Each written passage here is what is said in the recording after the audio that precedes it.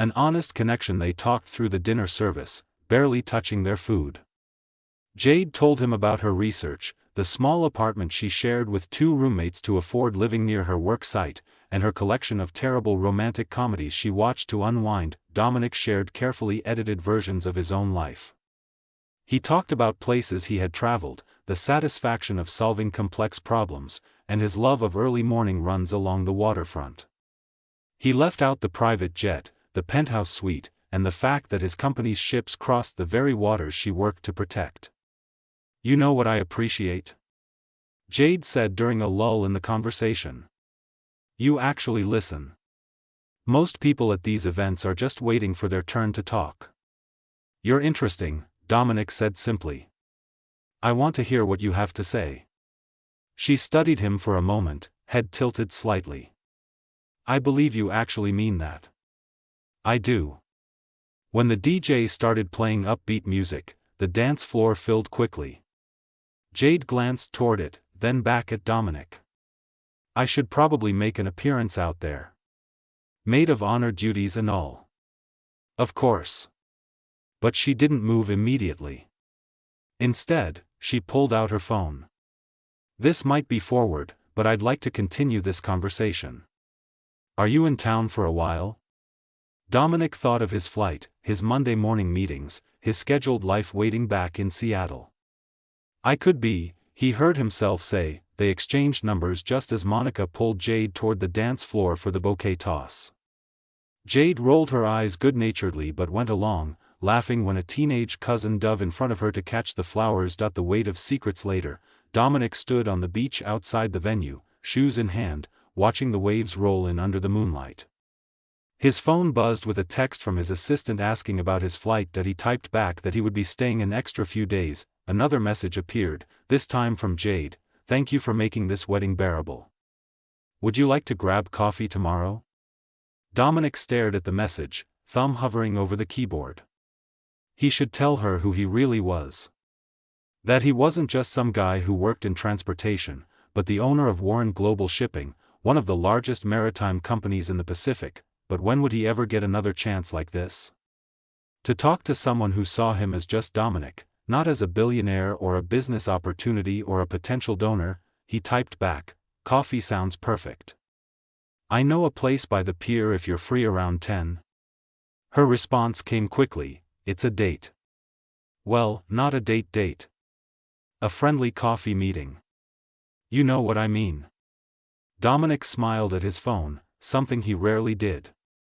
"I know what you mean. See you tomorrow." As he walked back to his car, he told himself he would come clean tomorrow. He would tell Jade everything over coffee, and if she was upset about the deception, he would understand. But tonight, just for tonight, he wanted to hold on to the memory of someone seeing him for who he was rather than what he owned. The ocean breeze carried the sound of music and laughter from the reception. Somewhere in that celebration, Jade was probably helping Monica with her dress or ensuring the cake cutting went smoothly.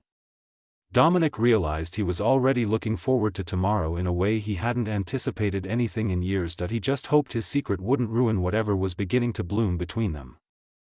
Dominic Warren straightened his silver cufflinks and wished he were anywhere else. The seaside venue was beautiful, all white draped chairs and flowering arches overlooking the Pacific, but weddings made him uncomfortable. They reminded him of promises people made when everything felt perfect, before reality complicated things. Still, he owed Trevor Patterson this much. The man had worked in Dominic's logistics division for 6 years before leaving to start his own ecotourism company. Trevor was one of the few people who had never asked Dominic for investment money or business favors. That kind of integrity deserved respect. "You made it." Trevor appeared beside him, grinning widely in his tan suit. "I wasn't sure you'd actually come." "I said I would," Dominic replied, shaking his hand firmly. "Congratulations. Where's the lucky bride?" "Getting final touch-ups with her bridesmaids. You should see Jade running around making sure everything's perfect. She's been incredible." Trevor's eyes lit up when he spoke about the wedding party. Dominic nodded politely, already planning his exit strategy. He would stay through the ceremony, make a brief appearance at the reception, then catch his evening flight back to Seattle. Simple and efficient. The woman by the ocean. The ceremony began with the soft sound of acoustic guitar. Dominic watched from his seat near the back as the wedding party made their entrance. First came two bridesmaids in flowing sage green dresses, then a flower girl scattering petals with serious concentration. Then she appeared. The maid of honor walked down the aisle with quiet confidence, her auburn hair catching the golden afternoon light. She wore the same sage green as the others, but somehow looked entirely different. There was something about the way she moved, purposeful yet graceful, that made Dominic forget about his exit plan entirely. During the ceremony, she stood beside the bride with a genuine smile that never wavered. When the officiant spoke about love requiring both courage and compromise, Dominic noticed her blinking back tears. Real emotion, not performative sentiment. He found himself watching her instead of the couple exchanging vows. Conversations at the reception. The reception transformed the beachside venue into something magical. String lights crisscrossed overhead, and tables surrounded a small dance floor where Trevor and his new wife, Monica, swayed to their first dance. Dominic stationed himself near the bar, as planned. He would have one drink, congratulate the couple properly, then disappear. "You look like you're calculating the fastest route to your car."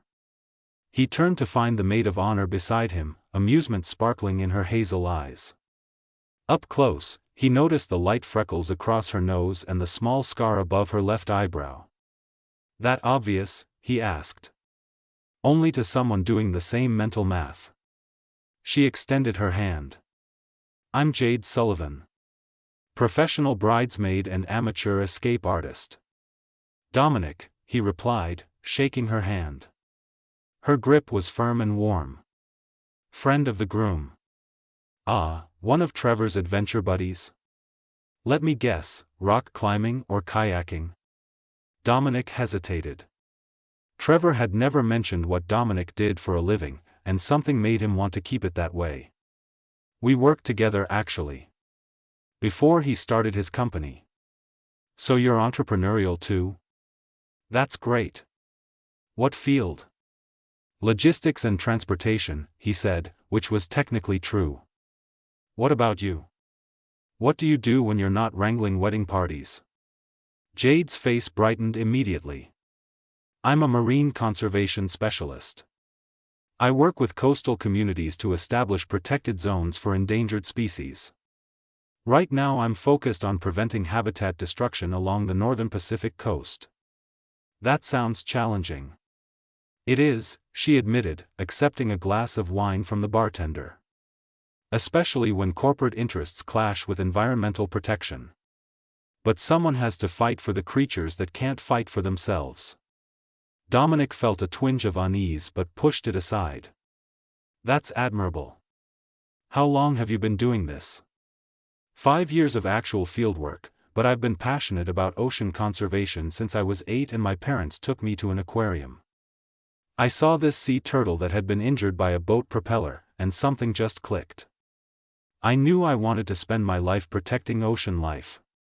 The conviction in her voice reminded Dominic of his own drive when he had first taken over his father's struggling shipping business. That same certainty that he was meant to do something specific with his life. The coffee shop Dominic chose was small and unpretentious, tucked between a surf shop and a bookstore. He arrived 15 minutes early and claimed a corner table with a view of the ocean, his hands wrapped around a black coffee he wasn't drinking. Jade arrived exactly on time, wearing faded jeans and a blue hoodie with a sea turtle logo. Her hair was pulled back in a simple ponytail, and she looked more relaxed than she had at the wedding. "Good morning," she said, sliding into the seat across from him. "Fair warning, I'm not fully human until I've had caffeine." "Then I'll wait to have any serious conversations," Dominic replied, gesturing toward the counter. "What's your order?" "Surprise me. I trust you." That simple statement hit him harder than it should have. She trusted him, and here he was keeping a significant truth from her. He ordered her a vanilla latte with an extra shot, something that seemed to match her personality, sweet but strong. When he returned with her drink, she took a sip and smiled. "Okay, you passed the test." Anyone who can nail my coffee order on the first try might be worth keeping around. Just might be, he teased. I have high standards. She set down her cup and met his eyes. Speaking of which, I should be honest about something. I googled you last night. Dominic's stomach dropped. You did? Well, I tried to. Turns out there are about 15 Dominics who work in logistics and transportation in the Pacific Northwest. Without a last name, I couldn't figure out which one you were. So I'm going into this completely blind, which is either exciting or terrifying. He had the opening he needed. Just give her his last name and wait for the inevitable recognition. But looking at her open expression, the way she seemed genuinely interested in who he was as a person, he found himself hesitating. Warren, he said finally. Dominic Warren. Jade pulled out her phone and typed for a moment. Her eyebrows rose slightly. Warren Global Shipping? That Warren? Yes, processing the truth. She set her phone down carefully, like it might explode. So when you said you worked in logistics and transportation, you meant you own one of the largest shipping companies on the West Coast. I should have been clearer yesterday. You should have been honest, she corrected, but her tone wasn't angry, just puzzled. Why hide it? Dominic chose his words carefully. When people know who I am, they see dollar signs before they see me. You talk to me like I was just another person at a wedding. That was refreshing. Jade considered this, taking another sip of her latte. I can understand that. But here's the thing, Dominic. I work in environmental protection. Your industry, shipping, it's one of the biggest contributors to ocean pollution and marine habitat destruction. So this is complicated. I know. Do you? She leaned forward. Last month I helped document a pod of dolphins that got caught in shipping lanes. 3 of them died. The week before that, we found a juvenile whale with propeller wounds so severe it had to be euthanized. Your ships, companies like yours, they're part of the problem I spend every day trying to solve. Dominic felt the accusation like a physical blow, even though her voice remained level. You're right. The shipping industry has a massive environmental impact. But I've invested millions in developing cleaner technologies, slower shipping routes to avoid whale strikes, and better waste management systems. That's good, Jade acknowledged. It's more than most companies do. But it's also the bare minimum of what's needed. They sat in silence for a moment, the cheerful background music of the coffee shop at odds with the tension at their table. Finding common ground. I should probably leave, Jade said, but she didn't move. This is exactly the kind of complication I told you I wasn't looking for. What if we just talk? Dominic suggested. Not about business or environmental policy. Just talk, like we did yesterday. About what? Anything. Everything. Your terrible romantic comedies. My inability to dance. Where you'd travel if money was no object. Jade's lips twitched. You're using my own words against me. I said I wanted to hear about your travels. And I'd still like to hear about your research. The actual work, not the political side. What it's like to be in the water with these creatures you're protecting. She studied him for a long moment, then sighed. Fine. But I'm getting a muffin first. This conversation requires carbohydrates. When she returned with a blueberry muffin, she broke off a piece and pointed it at him. 2 weeks ago, I got to swim with a mother gray whale and her calf. We were monitoring their migration pattern, and she just surfaced right next to our boat. The calf was curious and came close enough to touch, though of course we didn't. They're protected. What was it?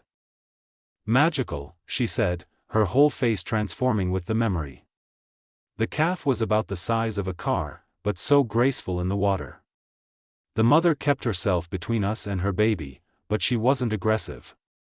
Just watchful. Protective. And I thought, this is why I do this work. For moments like that. For the chance to witness something so pure and keep it safe. Dominic found himself captivated by her passion. How did you go from watching injured turtles in an aquarium to swimming with whales? Stubbornness mostly, she laughed. And a really understanding advisor in graduate school who helped me get funding. I did my thesis on the impact of commercial fishing on Pacific Harbor seals. It was depressing research, honestly, but it opened doors. They talked for 2 more hours, until the lunch crowd started filtering in and they realized they had monopolized their table. Outside, the pier stretched invitingly into the blue water. "Walk with me?" Dominic asked. Jade nodded, and they fell into step together, heading toward the ocean. An afternoon of truth. The pier was busy with families and couples enjoying the sunny weather. Street performers played music while children fed seagulls despite the signs asking them not to. "Tell me about your company," Jade said as they walked. "Not the PR version. The real story." Dominic appreciated the directness. "My father started Warren Shipping with 2 cargo vessels. He worked himself to exhaustion trying to compete with the big companies. When he had his first heart attack, I was 23 and had just finished business school. I took over because there was no one else. That's young to inherit that much responsibility." "It was terrifying," he admitted. "For the first year, I thought I would lose everything he had built. We were drowning in debt, our ships were outdated, and our clients were leaving for cheaper competitors. But I hired smart people, made hard decisions, and somehow we survived. Then we grew. Then we grew more. Now we have 47 vessels and operate in 12 countries. You sound proud." "I am. But also tired. It's a constant battle, keeping everything running. One mistake, one accident, and people's livelihoods are at risk. Not to mention the environmental consequences you mentioned." They reached the end of the pier and leaned against the railing, watching fishing boats bob in the distance. "Can I ask you something?" Jade turned to face him. "Why did you really come to Trevor's wedding? You clearly aren't comfortable at these events, and you're busy. You could have sent a gift." Dominic considered the question. "Trevor never wanted anything from me except to do good work. When he left the company, it wasn't for more money or a better title. It was to build something meaningful. I respected that. I still do. People like him, like you, remind me that success isn't just about profit margins." That almost sounds like a crisis of conscience. "Maybe it is," he said quietly. "I've built an empire doing things the way they've always been done. But lately I've been wondering if there's a better way. A more sustainable way." Jade looked at him thoughtfully. "You know what's strange? I came to Monica's wedding prepared to hate this weekend. I'm usually the single friend watching everyone couple up, feeling left behind. Then I met you, and for the first time in forever, I felt a genuine connection with someone. But you're literally the representation of everything I fight against in my work. Is that an insurmountable problem?" "I don't know," she said honestly. "But I'd like to find out. If you're willing to be honest with me from here forward." "Complete honesty," Dominic promised. "Starting now. I really want to see you again. Not just today, but tomorrow and the day after that. Even though I live in Seattle and you're here, even though our worlds couldn't be more different, I want to try." Jade smiled, the same genuine smile he had first noticed at the wedding. "Then let's try." "But Dominic? If your company ever threatens something I'm protecting, I won't choose you over my work." "I wouldn't expect you to," he said. "That's one of the things I admire about you." They spent the rest of the afternoon exploring the coastal town, sharing stories and discovering shared interests. They both loved old movies, hated small talk, and had a weakness for bookstores. When evening came, they found themselves at a tiny seafood restaurant overlooking the water. "One more day," Jade said over dinner. "Can you stay one more day?" Dominic thought of his Monday meetings, his schedule, his obligations. Then he looked at the woman across from him and made a decision that felt both reckless and completely right. I can stay. Dominic was getting ready for another day with Jade when his phone rang. His operations director, Graham Peterson, never called on Sundays unless something was seriously wrong. We have a problem, Graham said without preamble. Remember that new shipping route we approved last month? The one cutting through the northern Pacific to save fuel costs? Of course. What about it? Environmental groups are threatening to file an injunction. Apparently we're crossing through a newly designated marine sanctuary. If they succeed, we're looking at massive delays and potentially millions in rerouting costs. Dominic's jaw tightened. Send me the details. I'll review them this morning. There's more. The lead conservationist making noise about this is someone named Jade Sullivan. According to our legal team, she's been documenting endangered species in that corridor for months and has evidence that our current route poses a direct threat to their habitat. The world seemed to tilt. Jade Sullivan? You know her? Send me everything you have. I'll handle this personally. After hanging up, Dominic stared at his phone, his mind racing. This couldn't be a coincidence. But no, Jade hadn't known who he was until yesterday. She couldn't have orchestrated this. Could she? His phone buzzed with a text from Jade herself. Morning. Ready for our beach hike? Dominic typed and deleted 3 responses before settling on, can we talk first? Something's come up. The confrontation. They met at the same coffee shop, but this time the atmosphere was entirely different. Jade knew something was wrong the moment she saw his face. What happened? She asked, sitting down. Does the Northern Pacific Corridor mean anything to you? Dominic asked directly. Her expression shifted from concern to understanding to something like dread. Oh no. Your company.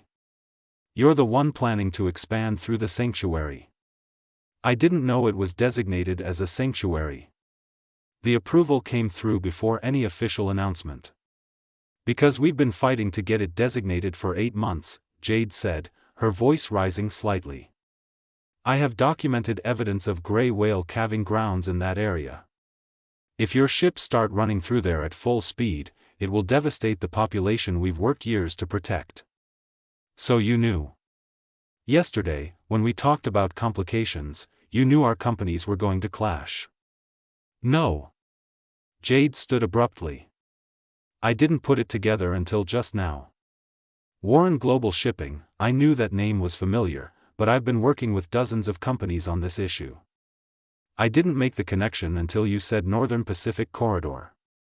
Dominic wanted to believe her, and the genuine shock in her eyes suggested she was telling the truth. But years of business negotiations had taught him to be skeptical.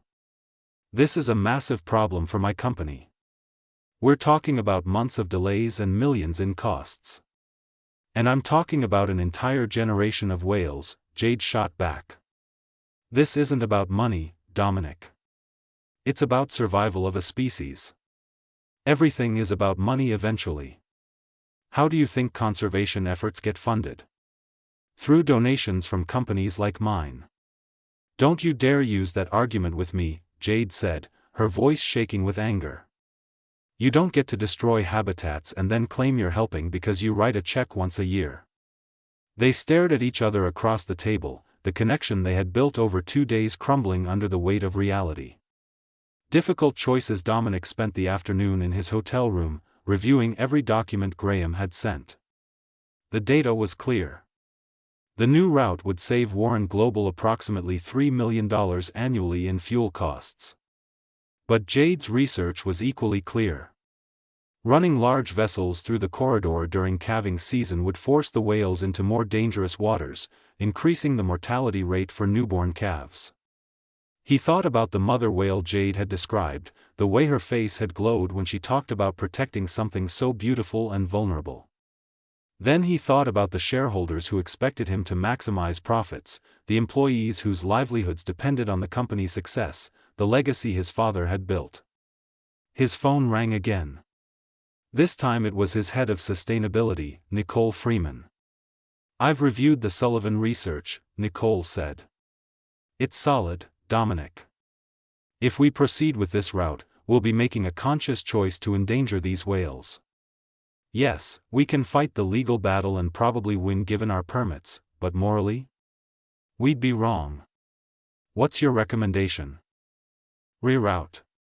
"Yes, it costs money. But we can absorb that cost, and it's the right thing to do. Plus, think about the PR nightmare if we're responsible for the death of even one whale calf.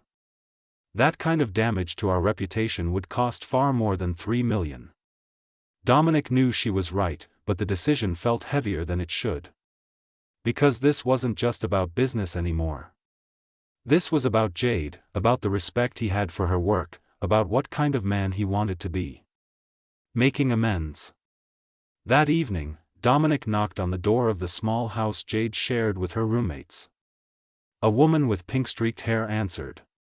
"You must be the billionaire," she said flatly. "Jade's in her room. Down the hall, last door on the right. And if you hurt her, I know where to hide a body." "Noted," Dominic said, moving past her. He found Jade sitting at her desk, surrounded by photos of whales and dolphins, maps of the coastal waters, and stacks of research papers. She looked exhausted. "I'm rerouting the ships," he said from the doorway. Jade turned slowly. "What?" "The Northern Pacific Corridor. We're going to use our original route. It adds time and costs money, but it's the right decision. Your research is solid, and I'm not going to be responsible for harming those whales." She stood up, hope and suspicion warring on her face. "Just like that? You're just agreeing?" "Not just like that. I spent all afternoon reviewing data and fighting with myself about it. But yes, we're rerouting. I'm making the announcement tomorrow morning." "Why?" Dominic stepped fully into the room. "Because you were right. Because my father started this company to support our family, not to destroy the ocean. And because when I look at you, I want to be someone who deserves your respect." Jade crossed her arms. "This doesn't fix everything, you know.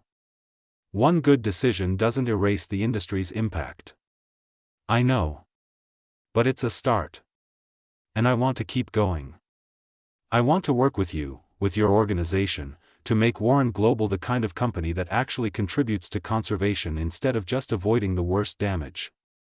"That sounds good in theory," Jade said carefully. "But I need more than words. Then I'll give you actions. I want to fund a 3-year study on sustainable shipping practices in the Pacific. I want your input on every route we operate. I want to prove that it's possible to run a successful business without destroying the environment you love." Jade studied him for a long moment. "You're serious?" "Completely." She moved closer, standing right in front of him. "This is still complicated. You live in Seattle. I'm here. Your world and mine are so different." "Different doesn't mean incompatible," Dominic said softly. "I went to a wedding I didn't want to attend and met someone who made me question everything I thought I knew about my life and my priorities. That feels important. That feels worth fighting for.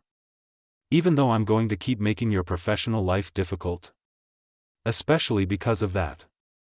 I need someone who will challenge me, who won't let me take the easy path just because it's profitable. I need you." Jade reached up and touched his face gently.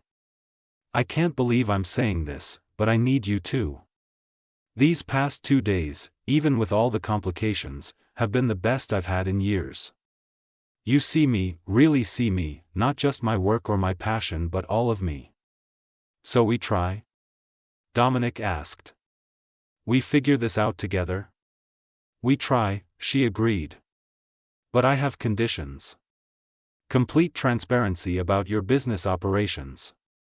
Regular communication even when we disagree. And you have to admit when you're wrong. That last one might be challenging, he said with a slight smile. Get used to being challenged. Dominic pulled her close, and she leaned into him, her head resting against his chest. They stood like that for several minutes, finding comfort in each other despite all the obstacles ahead. 6 months later.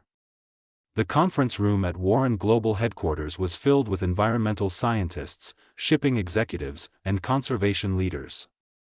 Jade stood at the front, presenting the preliminary results of the Pacific Sustainability Study. As you can see, she said, pointing to a chart, by implementing slower speeds in key corridors and adjusting routes seasonally, we've reduced whale strikes by 47% while only increasing overall shipping time by 12%. The room erupted in discussion. Dominic watched from his seat, proud of how Jade commanded the space. In 6 months, she had transformed from an external critic to an integral part of Warren Global's new direction. After the meeting, they walked to his office together, comfortable in each other's presence in a way that had developed over countless video calls, weekend visits, and shared challenges. You were brilliant in there, Dominic said, closing the door behind them. Your executives still don't all trust me, Jade replied, but she was smiling. They're learning. Change takes time. Jade walked to the window overlooking Elliott Bay, where cargo ships moved steadily in and out of the port. Sometimes I still can't believe we made this work. Dominic joined her at the window, wrapping his arms around her waist from behind. I can. You're stubborn enough to move mountains. Takes one to know one. They stood together, watching the ships, thinking about the journey that had brought them here. A chance meeting at a wedding neither had wanted to attend. A connection built on honesty and challenged by reality. A choice to fight for something worth keeping. I have something to tell you, Jade said, turning in his arms to face him. Good news or bad news? Good, I think. The university offered me a position heading their marine conservation program. It's in Seattle. I'd be moving here permanently. Dominic's heart leaped. That's incredible. When? Next month, if I accept. If? Why wouldn't you? Jade looked at him seriously. Because I need to know this is real. That we're building something lasting, not just caught up in the romance of an impossible situation. Dominic took both her hands in his.